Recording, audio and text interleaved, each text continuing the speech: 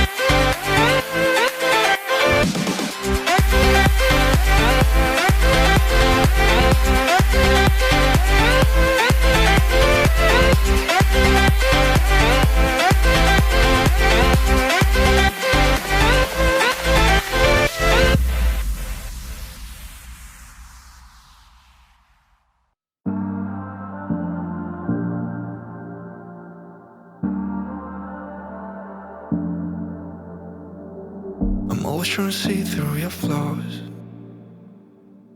'cause I know that you got so much more to give. You made a real mess, but I miss you though, 'cause I can go to sleep when I'm alone again. So this is super cool. This is a highway service pass, a vehicle pass for Manitoba. You're not sure where Manitoba is? It is in Canada. So apparently back in 1984, August 10th, this car was still road worthy, which is super cool. So we found that inside the dash. I just wanted to show you guys that while we were sanding.